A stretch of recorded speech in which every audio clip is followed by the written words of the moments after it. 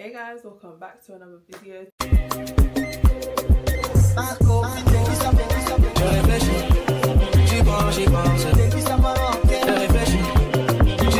Today's video is going to be about me giving you guys tips on A-levels, GCSEs, just exams in general. Been there. I can actually officially say I've been there. I've done that. Like, it was a time. it was something. GCSE is as bad as A-levels, but when you're in year 11 and you're doing the exams, much like all my days, GCSEs. I've got like 12 papers. How many papers are there in total? Alexa, how many papers in total on average for GCSE exams? From wikipedia.org.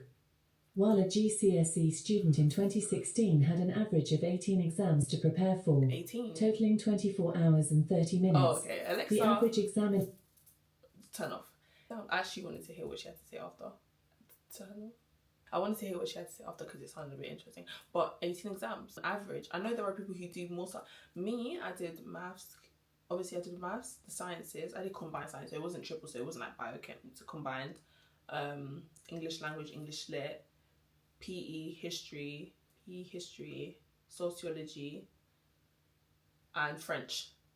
That I did 8 subjects. I know people that did 9. I know there are people that did 10. Like, I know it varies, and I know in the moment when you're 11, you're like, oh my gosh, if I fail these exams, end of the world, guys. It's not the end of the world. That's the same for A-levels as well. And we're even going to get into that a bit because I had to tell myself the same thing on results day. But genuinely, with GCSEs, it's not the end of the world. Exams, it's not the end of the world.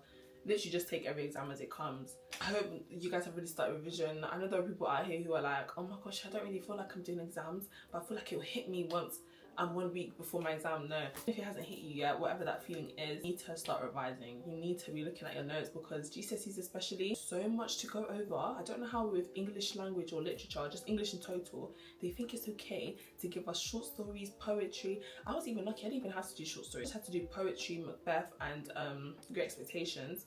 And that was it. Whereas I don't know about this year, but I think it is short stories, poetry, the books and stuff. And I'm just like, that's a lot. And that's just English. And then you have different language, like obviously every school's different. So I don't know if you have to do a language, but if you do, oh no, you need to know your je ne sais pas. You need to know your French, your Spanish. Like it's a lot. It's a lot. So I hope you've already started revising. I don't know when the first exam is. I believe speaking for languages has already happened. If you've already done that, tell me when was it good? Are you scared? How do you feel about it? But yeah, me personally, for my speaking exam, I like the fact that my teacher was like she didn't say nothing to me because she can't because it's recording, but her face was speaking to me. So when I was saying things, like she would like, okay, on the right track, okay, and I'm just like, thank you.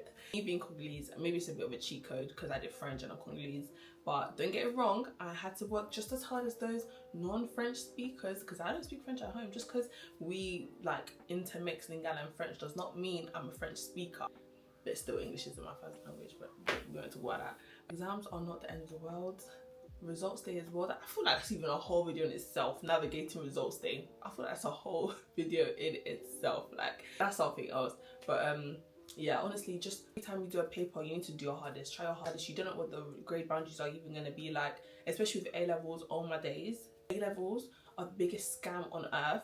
I'm not even joking. I'm speaking from experience. Obviously, you should all know I had an offer to study chemistry at the University of Oxford, and my grade requirements were A star, A in maths and chemistry being the A stars and A psychology. Even when I saw the offer, I said, yeah. I said, oh, that's nice, that's cute, that's very cute, what a nice offer. It wasn't a nice offer. I saw that and I said, what the flip? I said, what the hell? Okay, how is that? Like, what? Like, you're not even like, what? Who I've went to for school and you don't feel like dropping the requirements just a little bit for me? Like, no, okay, no sympathy, fine, cool. I know, but I still tried my best. I still worked my hardest. I still made sure I revised the way I like normally do. If you know me, you know, lovely don't play about exams. When it comes to exam season, I'm even in exam season right now for uni, first year exams, end of year exams, and I'm just like, yeah, I'm surrounded by flashcards. I can't even show you, but I'm surrounded by flashcards. Like, I've got my whiteboard here, I've got a setup right now. Yeah, that's just how I was for my exams as well. The boundaries, you'd never know. With chemistry, yeah, the good thing was we kind of all just like assumed it would be 90%. Like, we've always said 90% is A star, 80% is A, and it just goes like that. We've already known that for When it came to like maths and stuff, it'd be specific, like 86% or 7% is A star, blah blah blah blah, whatever the case may be. It depends on the cohort, blah, business, psychology. I couldn't care less about psych. That's my personal opinion. Like, it's not to be cocky or anything. I already knew I wasn't gonna fail psych. Like, I knew I wasn't gonna get below an A. Just reflecting on how I was doing from year 12 to year 13, it was already collectively. When I say collective, I mean my teachers, myself. We all just knew like getting below an A in psych. So my focus was mainly maths and chemistry, because chemistry, our relationship was like this, you know, and I'm pretty sure a lot of you relate to that. Chemistry, the most I can say, guys, is this website that I used for chemistry exam questions. Hold on, let me even, I don't, chemistry, it has to be here somewhere. Like, you know when you Google search something and it like comes up with a, like the, wait, hold on. I really need to tell you guys this website. It was so good. It had every single exam question from past years put into like different categories as explained. But when you go on to the like, you'll see what I'm talking about. Study Mind, that's what it's called. Study Mind. I think it also has biology and other subjects as well, but I used it for A-level Chem OCR. Yeah, it was so good. It was so good. I used that for my revision, and I would do the questions after I learned each topic, and then I would save the exam paper for once I've learned, like I have to do a whole paper. So I can't remember now, but whatever was in paper 1, I've learned everything for that, then I'll do the paper. Once I've learned everything for paper 2, which was organic, I'll do the paper. Paper 3 was the mixture one. Once you've learned paper 1 and paper 2, you can do paper 3. But yeah, StudyMan was a great website as well. Make sure you save exam papers until you've learnt the content, because then you're wasting papers. You can't get more past papers because they're coming from the past. You can't make more from the past. Do you get what I'm trying to say? So don't waste them. And that's the same thing with maths. Every subject I say don't waste them, and when you're doing it, initially cool, you can do it without time conditions, but eventually you should, especially since exam season has already started. It's already May. You don't have much time, so you're doing it under time conditions as well. That's something I didn't do as often, but maybe I should have. But my issue was never time. Like, these hands move quickly, but some people need that time practice. So make sure you still do that. Even if your hands move quickly and you don't have an issue with time, it's still good to do time practice, because like, you need to see if you can think well under pressure, because you could be under pressure, you can move your hands quickly, but is the brain processing the thoughts properly? Not, then you're not going to be able to write nothing, you're not going to produce nothing, you're not going to get no marks, or you're going to fail, which we don't want. So make sure you practice. Overall, guys, don't over consume yourself with studying. I know it can get a lot, I know it can be stressful, I know it can be like, oh my gosh, I need to do this, I need to study, I need to do work, I need to revise. I have that mindset. I still have that mindset till this day. But go on a walk. Maybe like, we all have a pavement outside our yard. We can go on around. We can walk around the flat or the house or whatever at least once. That's enough to count as a break, in my opinion. Who said your break has to be an hour? It shouldn't be an hour if it's a break in between studying, because will you be able to get back into that flow? For me, it'll be hard to get back into. Actually, for me, it would be quite easy to get back into that flow, but it's still a bit of a struggle. We'll get there eventually. So make sure your breaks are reasonable lengths as well. Rise with your friends if it encourages you to work. But if you guys know that whenever you go to the library with your friends, all you do is chit like you just talk, then why you go to the library with your friends? That's called self-sabotage. I don't know how else to tell you. That's just self-sabotage and setting yourself up for failure, and then you'll be surprised as to why you don't know any content when the paper's in front of you. But it's your fault, babe. Who told you to talk about RMP that's not facile when you're supposed to be learning about someone else? Like, don't do that to yourself. If you know you and your friends together studying isn't a good combination, then brush, do it by yourself. Also, your teachers are there to help you. I used my teachers to the last minute. Like, I went to my teachers, especially my maths teacher, maybe because he was my form tutor, so we had a close relationship, but I made sure I was in his classroom with one of my other friends. We were in his classroom after hours doing work. He would be at the board helping me out if I needed help with something. Like, I was living, eating, breathing maths. I really was. Even chemistry as well. Like, I was in chemistry scholar anyway, so like I was doing extra chemistry work as well. Like, chemistry scholar, for those that don't know, is just like chemistry club.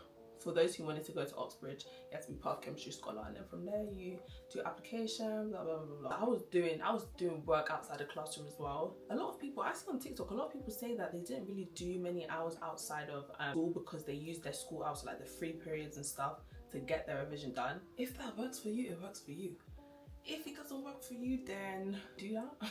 Like, just because something works for someone else, just because these things work for me, doesn't mean they're going to necessarily work for you. I feel like one thing that I think is universal and should work for everyone is blurting. If you don't have a whiteboard, what are you doing? Don't use a whiteboard as a part of your revision. you know what, maybe not even a whiteboard, if you have like a notebook or like a scrapbook, something where you can literally blur everything that's on your mind regards to a specific topic on paper. What are you doing?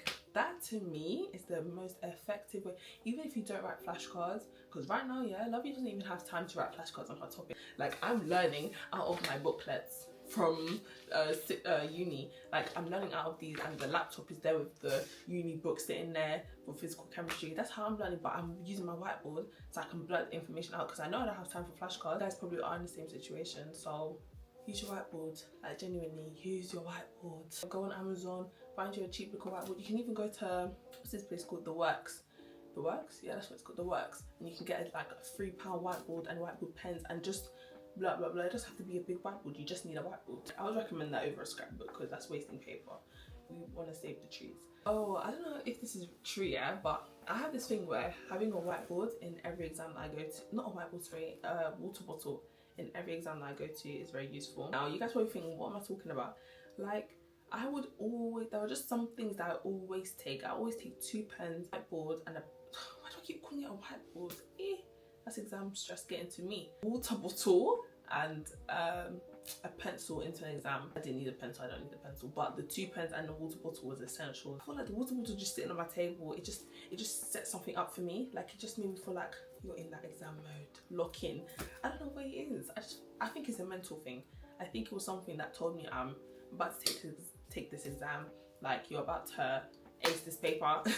So just like, no, I feel like the energy, the preparedness that you walk into an exam with also sets up how that exam is going to be for you. If you're coming in, you've got your calculator, but that to me already like throws you off, you knowing it. Like, it might not be that deep because they're going to give you one, but at the same time it's like, oh my gosh, now I'm sitting here thinking about getting a calculator when I should be thinking about the equations that I need to know for this maths exam. Do you know what I'm trying to say? So be as prepared as possible. Don't be late, be very early. Like, if your exam is at 9 and your school opens at 8, come to school at 8:30. Like, or even come there for 8, but I'm gonna sit here and say I did that about once or twice. But come to school early, don't be late, don't be on time, because on time is late. Doing that. Yeah, just set yourself up for greatness. Do you get what I'm trying to say? Because there are a lot of things that you can control, so make sure you're doing good in the things that you can control. Don't worry about things that you have no idea about. What's the grade boundaries gonna say? Like, what's gonna be on the paper? Like, try and be one of those people who sit there analysing. Oh, 2015, in maths paper 2, they put circles as the last question, which means they're not going to really put it there, because in 2020, they put this question in paper 1, and in 2023, they put that question in paper 1 as well. That means, oh my gosh, in 2025, they're going to put that question in paper 1. Like, don't do that. Don't base your revision based on superstitions and all these things that, because I know people will go on YouTube and they make videos about in paper 1 this year was that, and in that year it was that. That means in this year it'll be that. I don't know. We don't know. No one knows. So just revise everything. Don't be delusional and set yourself up, because that's called self-sabotage. I think those are the main tips that I have. Let me see if I wrote any more on my phone. I think I actually covered like the main points, like time conditions, asking questions. Make sure utilize YouTube videos online for like maths. Go watch Python Maths, that's who I watched. Go watch Alary Chemistry for chemistry. Go watch Machem Guy. Like, do the mock papers that PMT have, or what's that maths? If you did further, a lot of further maths students use this website. I don't remember what it's called now, but it would have like very, very hard questions on there. I don't remember what it's called. I never used it because I could never find the hard questions, but if you can find it, then hey, kudos to you. So exam practice, don't waste exam papers. Do not rely on what these YouTubers are talking about with, oh, paper 1 will have this and paper 2. No, just use the questions that they give you as practice, and don't the trap of just focusing on one thing because you don't believe that other thing's going to show up in the paper. That's just, no, that's a waste of time. And yeah, those are the main points that I can think of. If you guys want another video where you want to answer questions about, I don't even know, if you want a results day video, I feel like Goblin and I should do one. Just like, obviously it wouldn't come out now because results day is in August. So yeah, if you guys want a results day video, I feel like we should do one. You can ask us questions about like results day maybe. Yeah, I think so, like a Q&A section in it, but I don't know, we'll see. But yeah, I hope you guys enjoyed this video. I hope you guys benefit from this video. I realized I didn't really say like what I used as revision. I did the exam questions, I did the exam practice, I used flashcards for chemistry and psychology, and I did watched the YouTube videos like I'm telling you guys. And for maths, it was just literally questions after questions after questions after questions after questions. I exhausted questions with maths, and I think that's the best thing you can do. So that's what I did for my A levels. Other subjects, I'm pretty sure you can do the same thing, the blurting method, the flashcards, and all them things there. But yeah, so honestly guys, I wish you guys the best of luck with your exams. I want all of you guys to come and tell me what you get, if you want to. I'm a bit nosy, so you guys can tell me what you got on results day. Tell me how exams go. If you've already had an exam paper, is that what it's called? If you already had an exam, tell me how that went as well. But yeah, just keep me updated, guys. I want to know. But yeah, so see you guys in our next video. Bye.